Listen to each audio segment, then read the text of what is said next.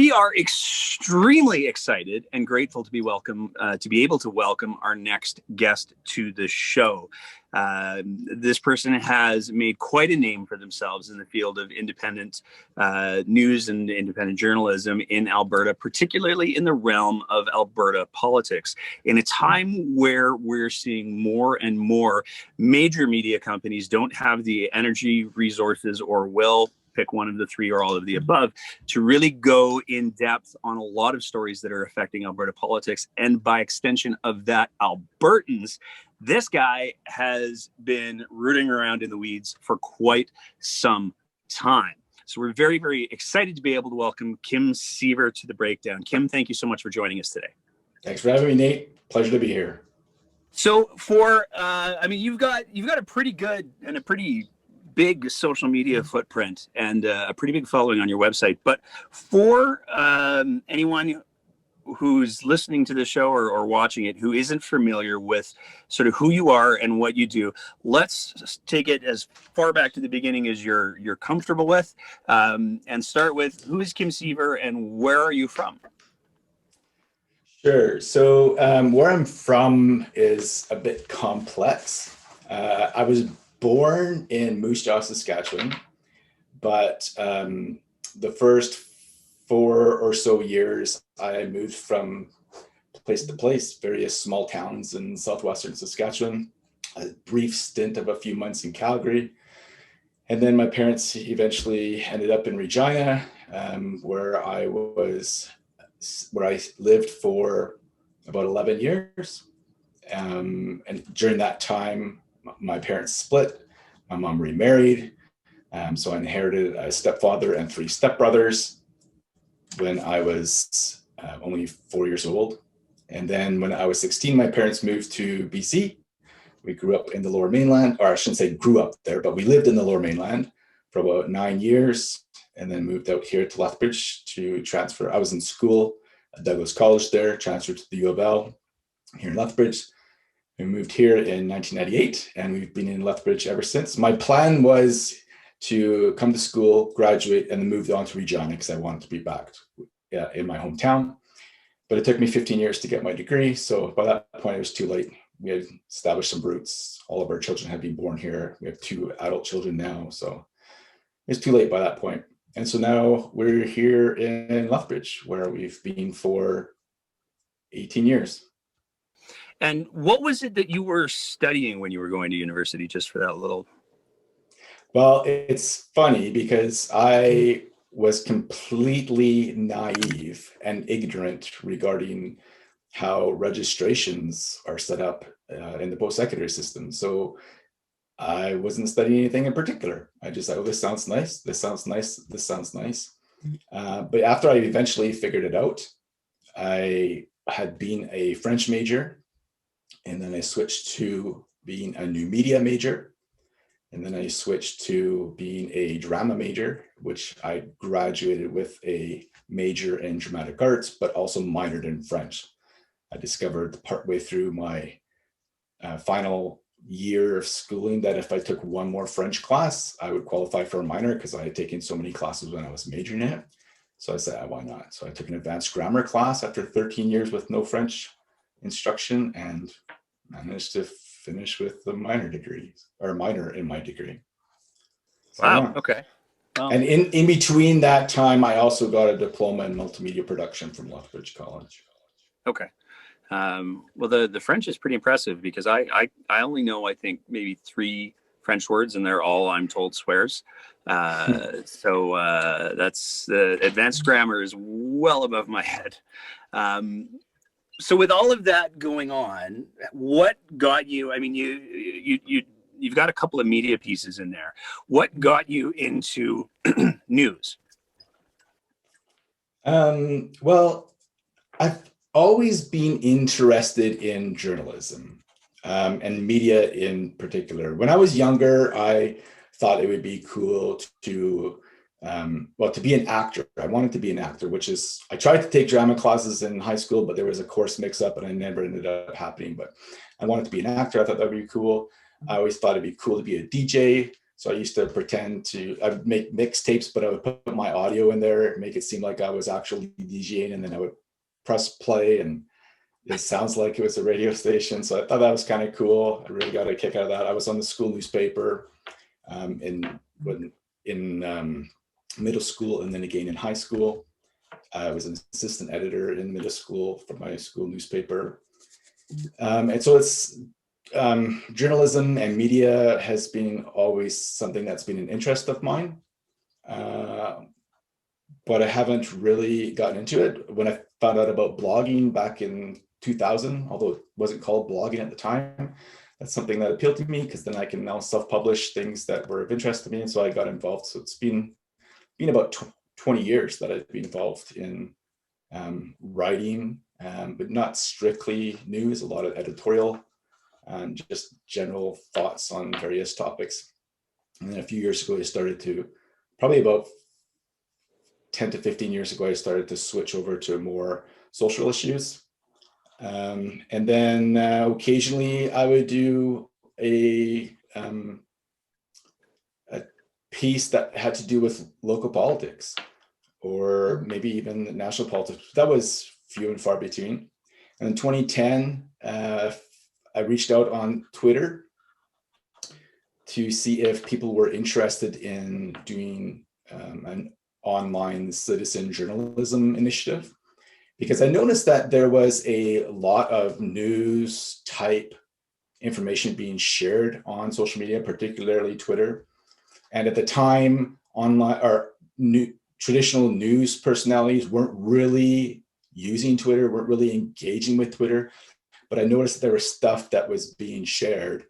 Like there was a plane crash at the Lethbridge airport around at that time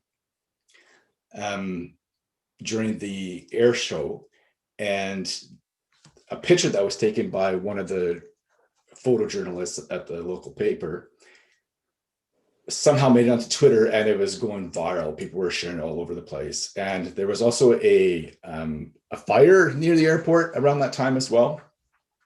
And I just noticed that people were sharing pictures about it, talking about it, that sort of thing. And I just realized that this is something that could be capitalized on, not in the fiscal sense, but just being able to take advantage of it and being able to boost those messages. And so we discussed, and then at one point or later that summer in 2010, there were about a dozen of us got together and we put together a citizen journalism site called Lethbridge News. And I was the editor-in-chief for about 3 years, stepped down about 3 years later, the summer of 2013, because I just graduated high school, or I just graduated university. I just started my communications business, and I was trying to focus on that, as much of my time on that as I could. And so I stepped down. But during those 3 years, we became the most visited online news site in Lethbridge. We had more social media followers, if you combined our Facebook and Twitter accounts, than any other media outlets. And when we started, we were probably exclusively the only ones who were boosting regular social media content as far as news goes. But by the time I stepped down, a lot of the traditional media outlets had caught on to this idea and were doing the same thing. They were, retweeting people or quoting people in their articles from their social media posts and that sort of thing. But when we started, we were the only ones who were doing it. And that was what made us different. And then we started to just change how we were doing it. But it was all volunteers. And so I was doing that. Around the same time, I was involved with an initiative called the Elect Lethbridge, which talked about local politics. And I was with them for about the same amount of time, about 3 years. Ended up becoming their lead correspondent on different political issues. I would live tweet political events, like debates, that sort of thing, and provide some analysis on election results, fiscal spending, things like that. So that for about 3 years. And then like I said, stepped down for 2 of those. Actually, Elect Lethbridge got shut down because because of one of the articles I wrote. implied a possible connection between a financial transaction that the city had taken part in with somebody who was connected to a donor on the mayor's electoral campaign. And then he threatened to sue me and the website. So the site shut down. It was just a slap, so nothing ever came of it. But the owners of the site, even though they weren't really participating anymore with the site, it spooked them. And so they just paused the site and it kind of shut down. So, and then so not a whole lot more happened with that. Occasionally, I had my own website that I would use for writing. Occasionally, I would tweet about news, but not very often. Twitter would probably have been my biggest source of sharing news information, but even then, I wasn't doing anything regular. And then the pandemic hit, and that's pretty much when everything. Oh no, actually, it started before that. So the summer of 2019. Supervised consumption site had already been in place in Lethbridge for about a year.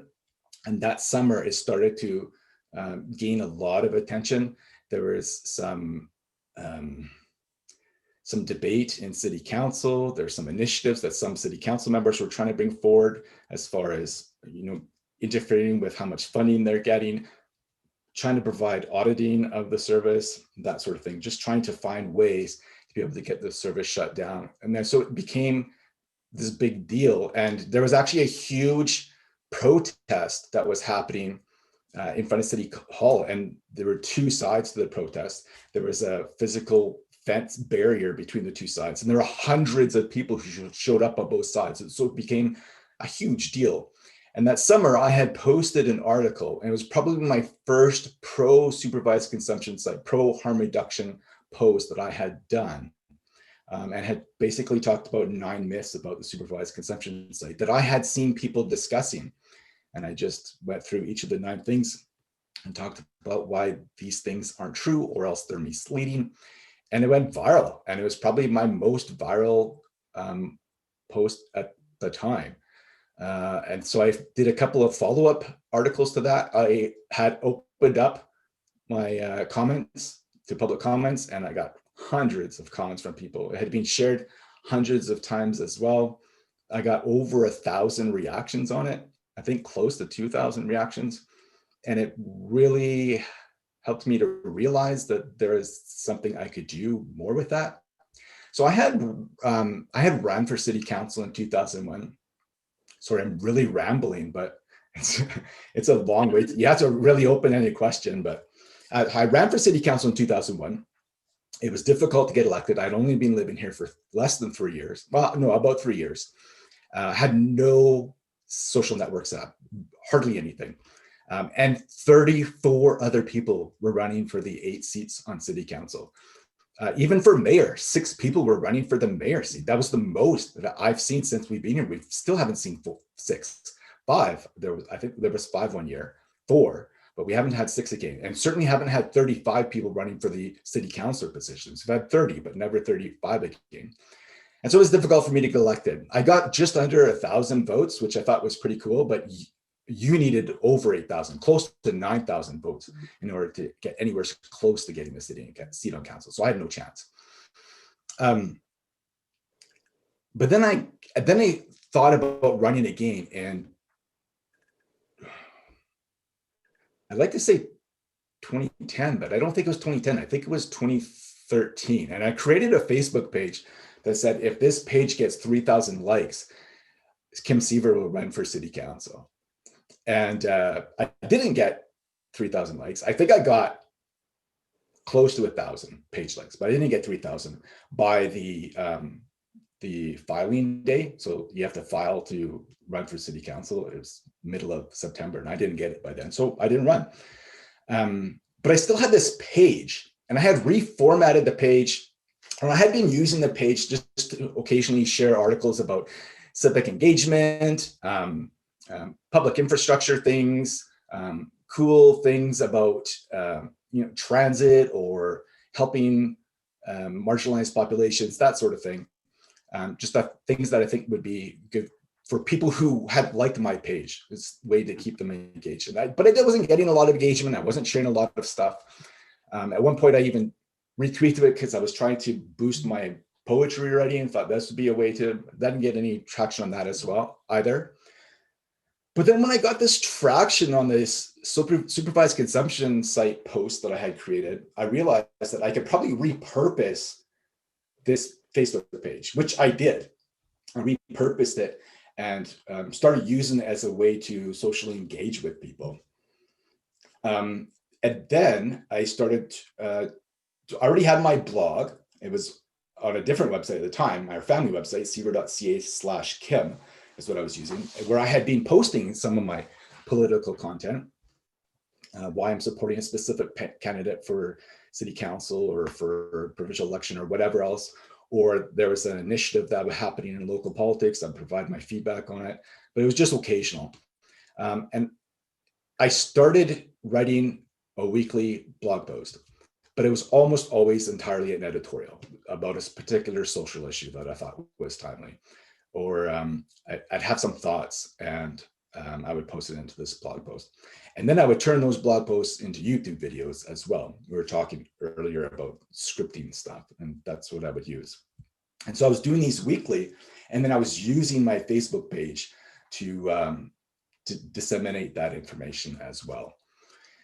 And then the pandemic hit, and I had, like I had mentioned, I had been running a communications company. I was specializing in copywriting, copy editing, social media management for clients. And when the pandemic hit and the economy shut down last March, all my clients canceled their contracts, all my monthly clients. And because they were shut down, they had no money to pay me. And so I didn't know what I was going to do. And I was looking for work. I was looking for new clients, trying to find ways to bring in more money.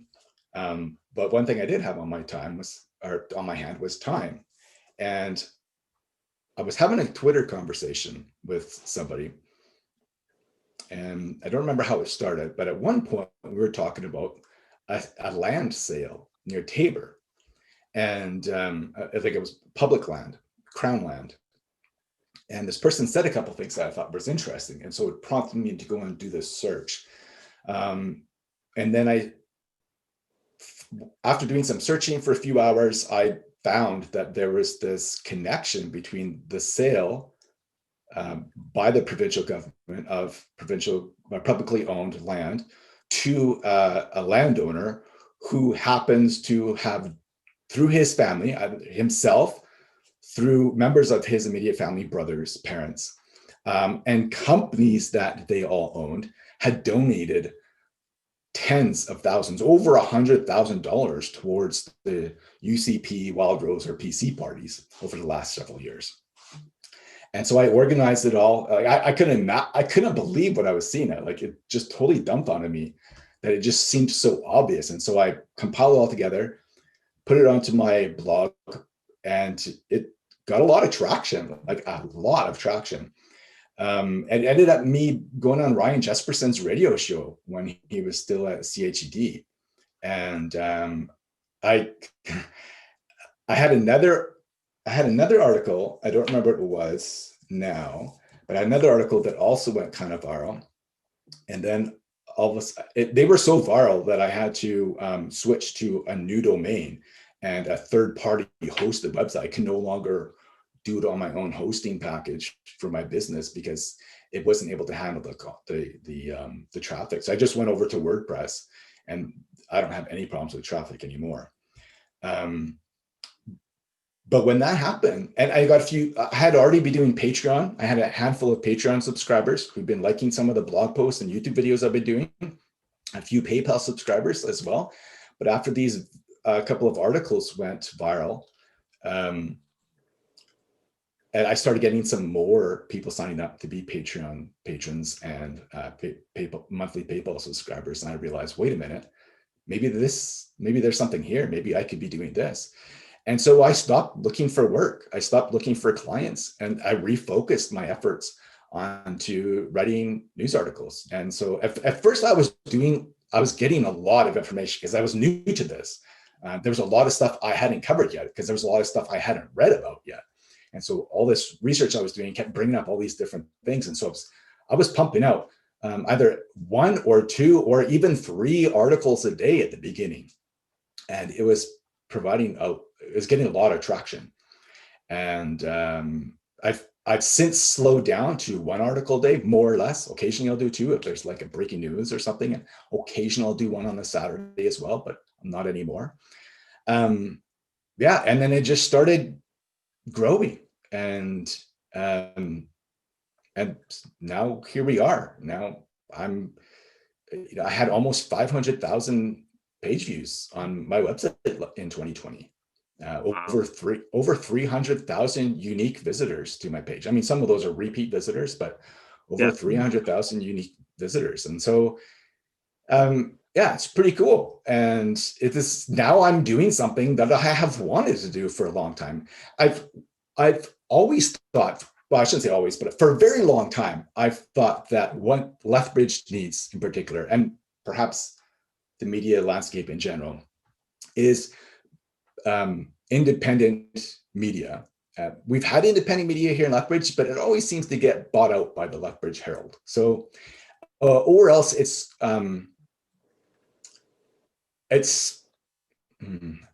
want to be careful here because it's really biased, but then I'm pretty biased too, from a different, but so it's biased, but in a way that is weak in their journalism approaches, if that makes sense. The way that they approach journalism is impacted by their biases rather than their bias providing a way to improve their journalism. And so I've always thought that we needed more independent journalism, but in addition, I felt that what has been lacking is the ability for media outlets to investigate stories. This is something I noticed when I was with Lethbridge News. I saw all the press releases. And so I knew when media outlets were simply copying and pasting news releases, or at the very least, slightly editing them. And I knew that was a common practice, especially with outlets that didn't have, significant news resources, like radio stations, for example, right? Who only have, 2 or 3 news staff.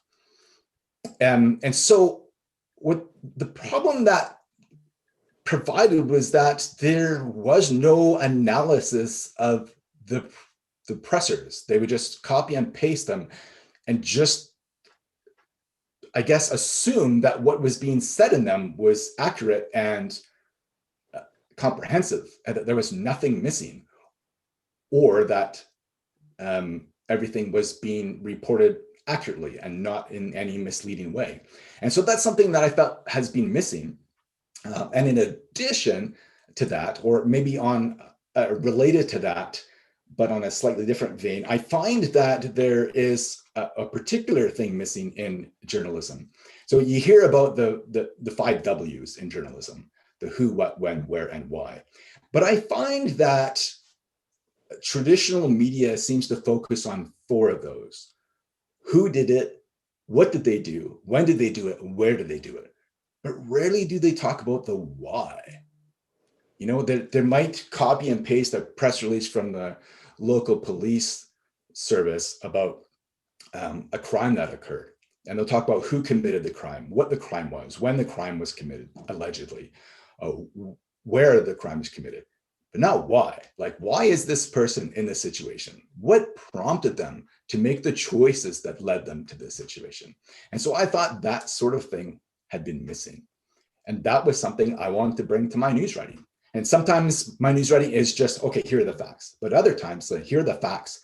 But these are some questions we have to ask, and that they aren't being asked. And so that's what I think I bring to the media landscape.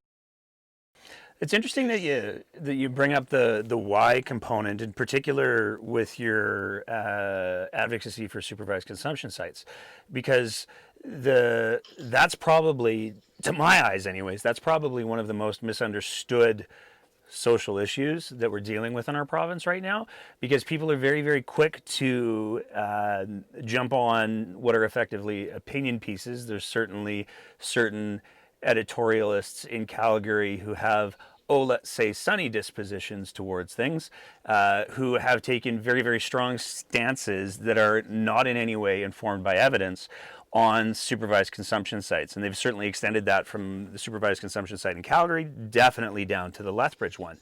And the fundamental question in dealing with any of the issues that surrounds the supervised consumption sites seems to me to be that why piece. Why do we have so many people who are using opiates? Why do we have so many people who are dying when supervised consumption sites aren't made accessible?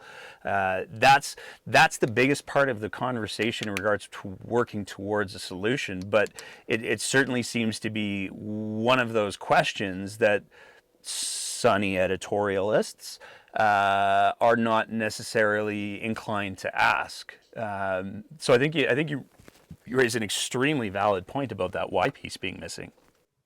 Yeah, I totally, that's the way that I see it, is that it's missing. And there are people out there who are asking why, but they don't have large voices. And so I think the mainstream media aren't doing a substantial enough of a job asking that why. And so I think that's something that I bring to the table. Is there are three things I think that I do. I ask the why. I try to do a deep dive into the available information, and then I fully embrace my biases. I fully embrace my subjectivity.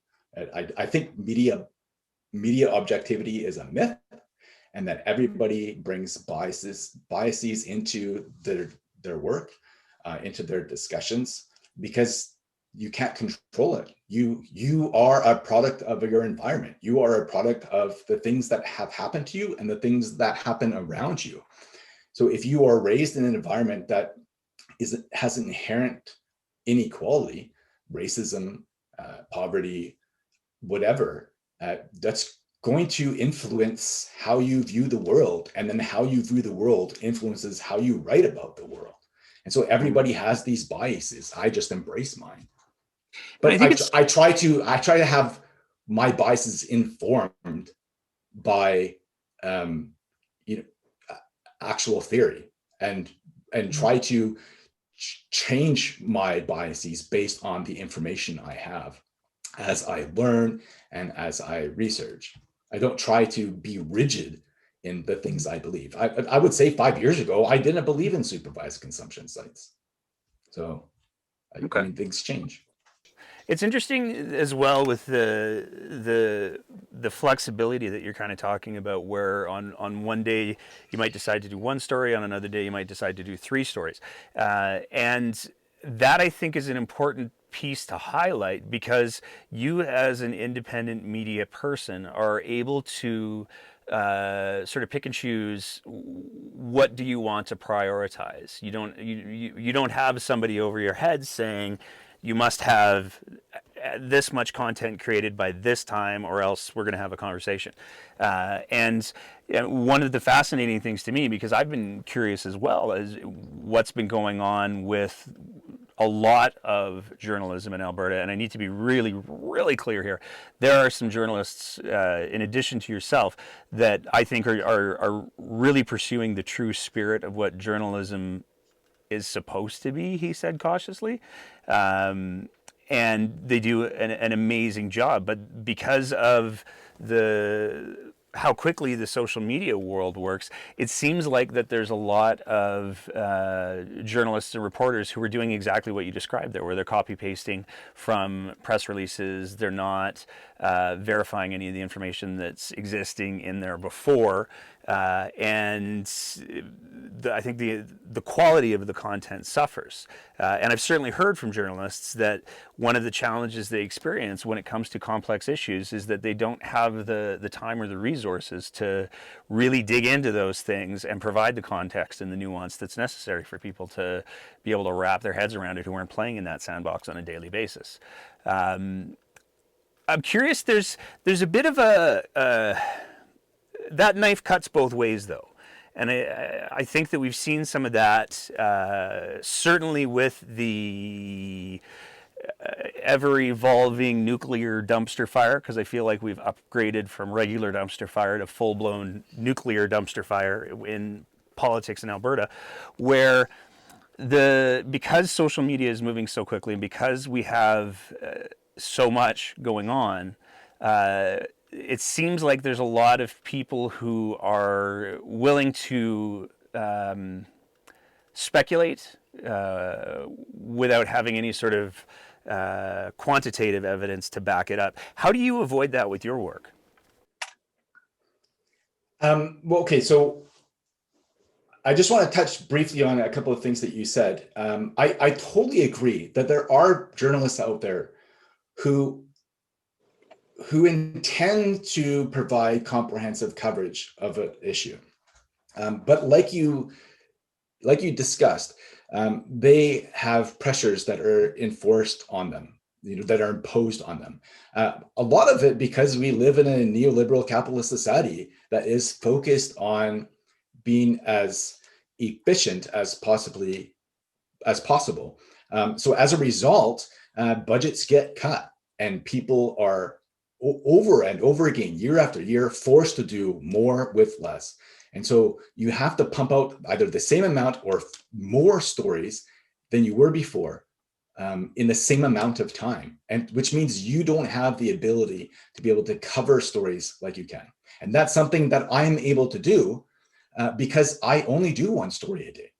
Mm-hmm. And so I can spend hours working on one story where other people don't have that luxury. And so that allows me to do that.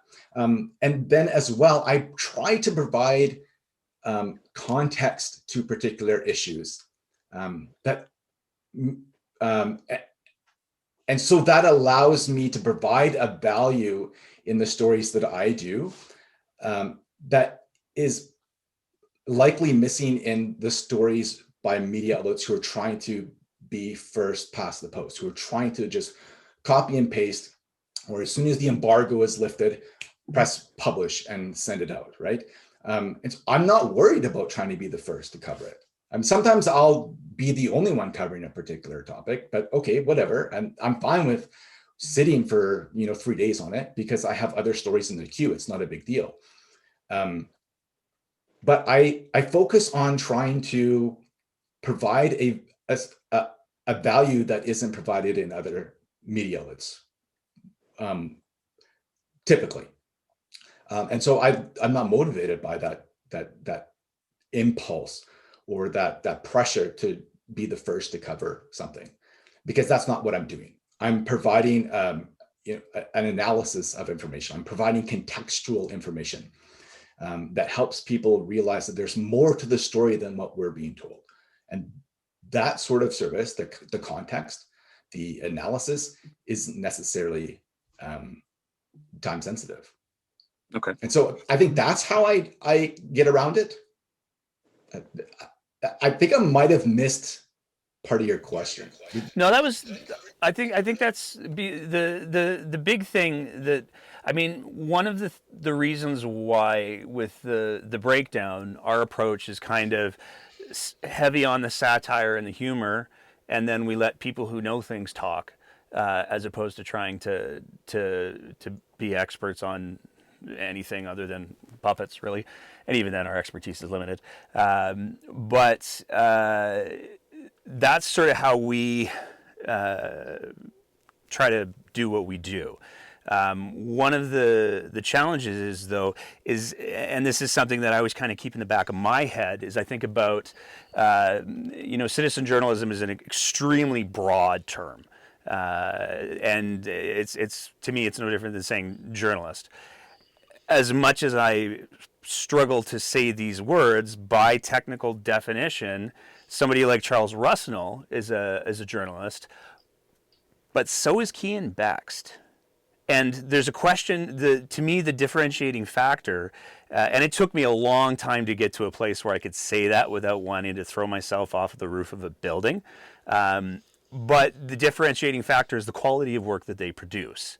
And so one of the things that I'm cautious about and is interesting to watch. And we're kind of watching that unfold this weekend. So for our listeners, normally I say it at the beginning, but I didn't. We're recording this on January 2nd. So we're still in the midst of the whole UCP vacation goat show. But there's been several examples already so far where people have made unsubstantiated claims about people who may or may not have been involved in the scandal and have proven to be wrong.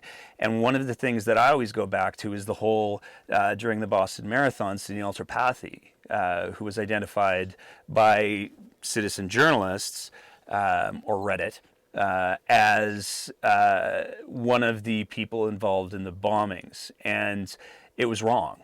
And unfortunately, because that got spread quickly, the effect on Sunil Tripathi's family was catastrophic. His family were receiving death threats. His family were receiving rape threats, and so it's a very there's a lot of potential damage that can be done with incorrect information. So I was just really trying to get a sense of how you avoid getting caught in the momentum that we too often see people getting caught up in.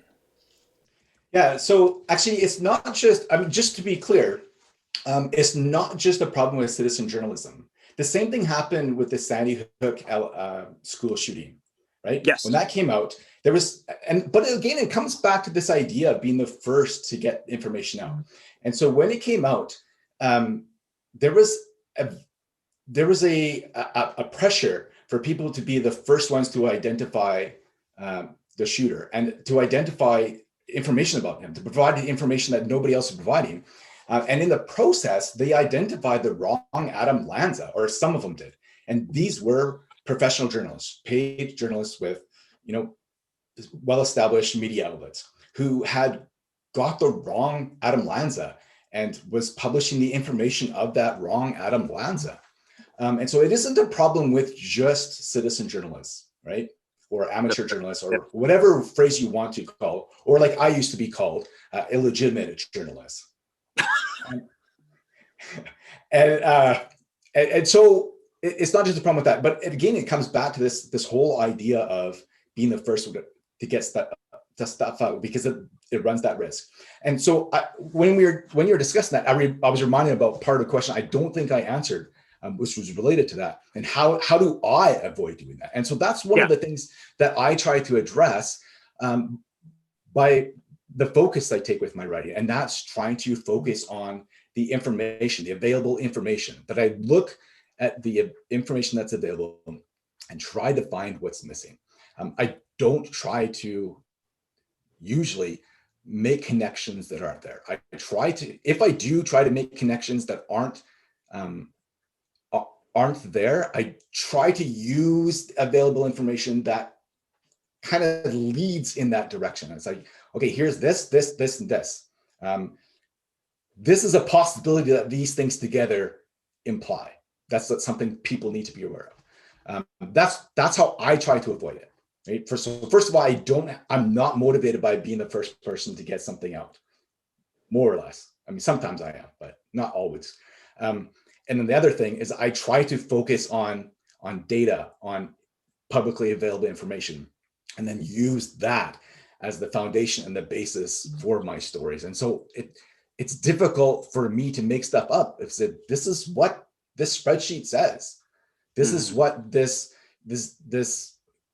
comma separated value document says. This is the information that's in there. And so I'm not making this up. This is what it says. This is what the politician says, and this is what the data says. Right. So that's how I try to avoid it. And then on the topic of journalism, just quickly, this is why I don't call myself a journalist. This whole idea of who's a journalist and who isn't. I just call myself a news writer. Other people call me journalists, and I don't stop them, but I don't call myself a journalist. I just say I'm a news writer because that's what I do. I write news. So. Okay, well, that's fair, and I think that's. I mean, it's the fascinating thing about journalism is that I think because it has the capacity to. I mean, as the saying goes, the foundation of any democracy is a well-informed electorate. And most people get their information from sources other than themselves. And so people who are informing people, whether they're called newsmen or journalists or perhaps satirists, they wield the potential to have an incredible amount of influence and power. And I think that's part of where the conversation on what is journalism has started to play with a little bit, because we are certainly seeing there are unquestionably outlets that represent themselves as journalists who rebel against the typical models and rules for what journalism is, and how it works, who benefits from it, that sort of thing. Sorry, I should have said rebel. I don't know why I pronounced that weird. But that's, I think, forced a pretty big conversation, because misinformation or profoundly biased information can have tremendously catastrophic effects. So it's, yeah, I just wanted to sort of explore how you navigate that. Yeah. So like, I don't think there's anything inherently wrong with bias, but when bias is mixed with misinformation or misinterpreted information, that's when it becomes problematic. And so that's what I try to avoid doing. I like I said, I fully embrace my biases. I fully embrace my subjectivity when it comes to news coverage, but I try to make sure that that bias is in,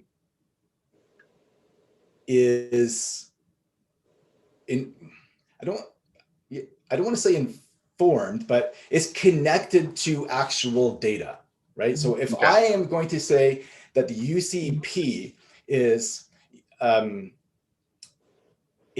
destroying the economy, then I will do that only when I have, evidence that, the GDP has been down significantly since they were elected, or unemployment has been up since they were elected, or CPI has been up since they were elected, more than there was during the same period under the NDP, or whatever it happens to be, right? So I could say a biased, I can have a bias in the statement I make, but then that bias can be influenced by actual information. When you have a bias that is influenced by misinformation or misinterpreted information, like I said, that's when it becomes problematic. And I think that's what we have with some of these outlets. But then it becomes an issue for other people as well, because when I say I have a bias, I get pushback from people on that, right? That I'm coming at things with a leftist bias or a liberal bias.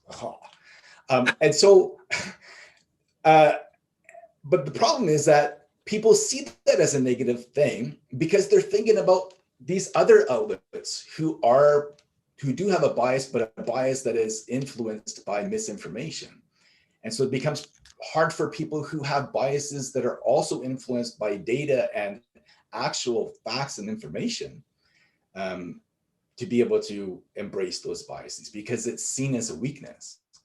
Yeah. Even with that being said, though, I would be willing to argue that the support that you've received online through social media, particularly Twitter, has been of a nature that I don't think that I've ever seen before. In that, I could probably, if I took the time, which I don't have, nor the inclination, frankly, identify anywhere between 50 to 60 journalists or news people, whatever phrase we want to use, who have published multiple stories that have gotten attention, and for reasons, be it family or career or downsizing or what have you, have moved away from certainly the online journalism component, if not journalism and news media altogether. But I would be very hard pressed to find anyone who whose absence from any given social media sphere has caused as much speculation and discussion as yours. So I wanna sort of get into that a little bit, because Kim Siever on Twitter was a fairly active Twitter account. And it was certainly one that a lot of people, myself included, paid attention to because of the quality and the types of stories that you produce. And has it been 2 or 3 weeks now? I don't even know. Just it's last week. Okay. The so 23rd. Yeah. 23rd. Okay. Wow. It feels longer than that. It's almost as if so much has happened in Alberta politics in the last 7 days that everything's become a blur. But all of a sudden, Kim Siever. So, for the record, what happened?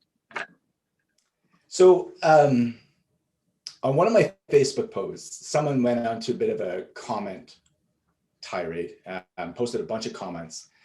And I can't remember what it was regarding.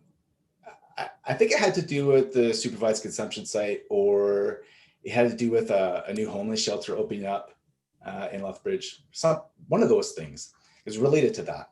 And then went on this comment tirade, and I screenshotted some of the comments and shared it on Twitter. And one of the comments was, the person was accusing me of being a statistical keyboard warrior. And so I thought, hey, in my tweet, I said, in my tweet that shared this screenshot, I said, hey, I should get t-shirts that say statistical keyboard warrior on it. Also in the screenshot, the person said, build it and they will come, as regarding this, either the SCS or this shelter or whatever it was. And then in response to that tweet, someone tweeted a GIF from the movie Field of Dreams. And it has the main character walking through a cornfield, and underneath it says, build it and they will come. And so then I responded to it, to that tweet, with a quote from Field of Dreams, so the same movie. And it's when the main character goes to, what's his name? Terrence Mann, I think, is the baseball player. And he goes to his apartment and tries to convince him to come to his new field, baseball field that he built in his cornfield, his baseball diamond. And Terrence Mann at one point says, I'm going to beat you with a crowbar until you leave. Right? And so I responded to this person's tweet with that quote, sort of connected to the idea that people in Lethbridge are, really trying to get rid of this. It's this whole NIMBY attitude, right? I'm going to come after you. I'm going to protest the supervised consumption site. I'm going to create this this petition to not have this shelter opened up in Lethbridge. All these things, they're going to come together. They're going to swarm and mob together to try and stop these events from happening, whether it's supportive housing or supervised consumption or homeless shelters or whatever it happens to be, because they don't want them in their backyard, right? And then within seconds of my tweet being published with the quote, I'm going to beat you with a crowbar until you leave, my account's suspended. And then, so I didn't realize it was at the time. I went to post something else, and I got an error. So I went to go see what was wrong. And then I got a notice that I had been suspended. And then there was a link to, I can appeal it. So I submitted an appeal within a few hours, and that's where it's at. I haven't heard anything back from Twitter since then. So, well, it is the holidays. And there's COVID too, so we'll see. I have a friend. Well, I shouldn't say friend. I know of somebody who has a professional account with 250,000 followers, and then a personal account. And the personal account was recently suspended because she was accused of impersonating herself. Oh no! And it was 3 months before she heard anything. Well, maybe the Twitter admin team is in Hawaii, perhaps. So to be clear, the reason why the Kim Siever account was suspended was because you posted a quote that was a metaphor at most, and it appears that that triggered some sort of automated response from the Twitter machine to say, "Oh, you said crowbar in a bad way," without taking into context the actual meaning or intent, or let's say the why behind what that quote actually was. Yeah, no, absolutely. Yeah, I do think it was automated because it happened so quickly afterwards. And the email I received said that I'd be suspended specifically for violating rules against posting violent threats. So that tells me that the algorithm interpreted the tweet as an actual violent threat posed against somebody. So yeah, so I am convinced that it was simply automated, something that was triggered by the text of the quote. I mean, it does say, "I'm going to beat you," right? So that does sound like, strictly speaking, a violent threat, lacking any context whatsoever.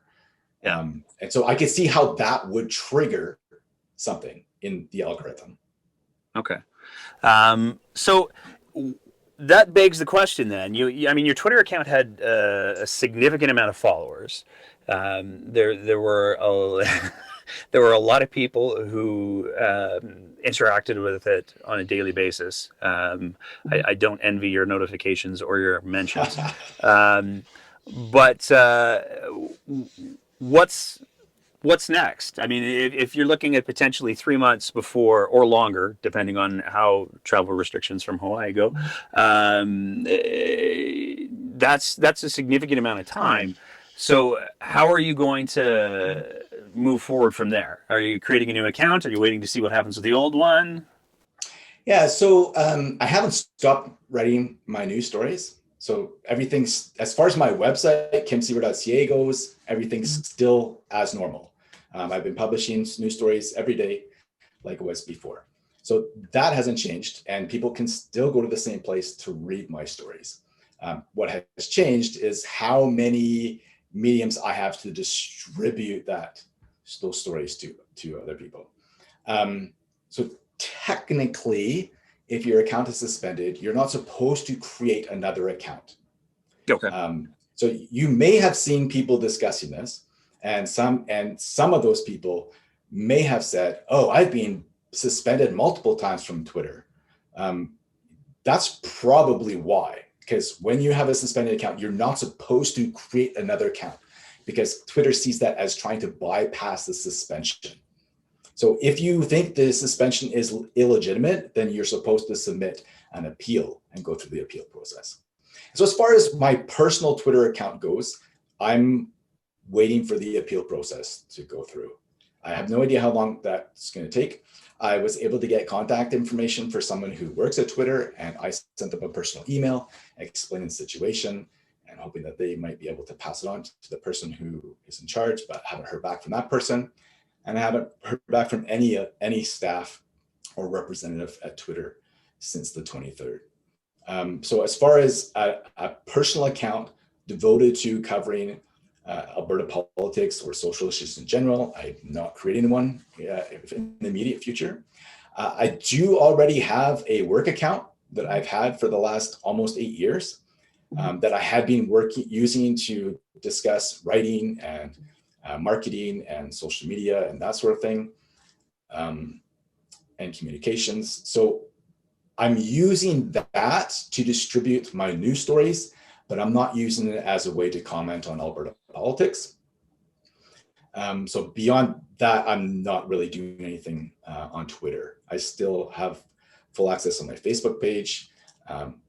Not really using my other social media accounts too much, only because I'm back in school and I just don't have the time to devote to some of those other things. But yeah, so I'm using my Hot Pepper Twitter account to distribute, to notify people of the news stories every day, but I don't use it to engage with Alberta politics.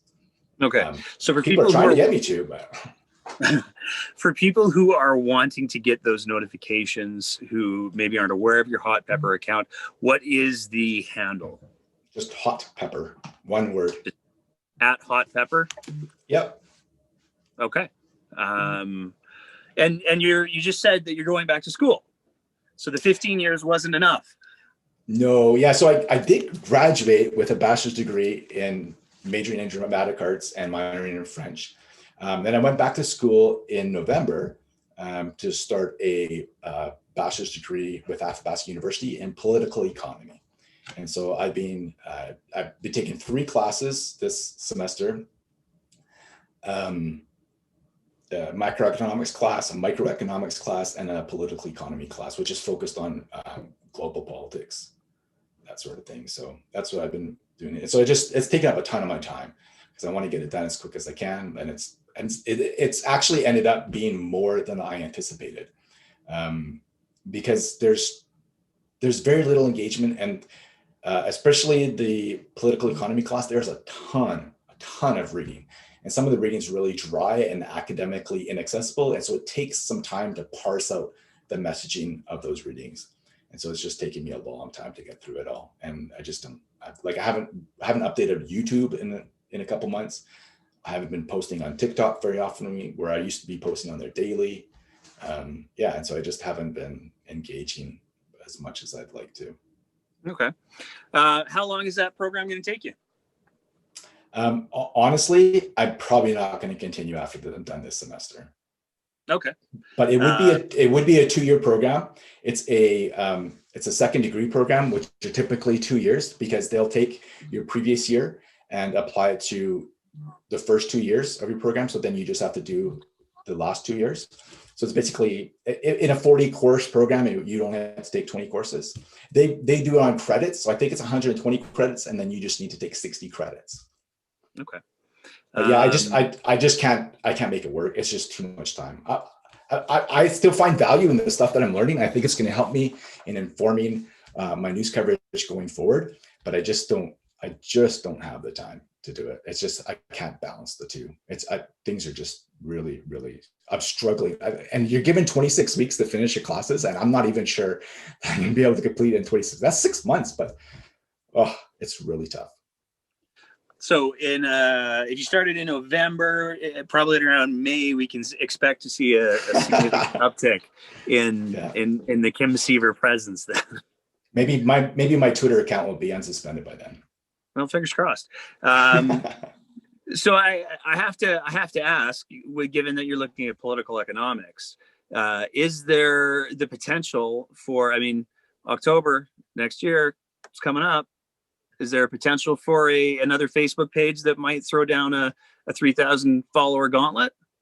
If I ever run for politics, it'll be municipal politics. I have no intention to run for provincial or federal politics. They're just okay. I don't like having party allegiance. I've never.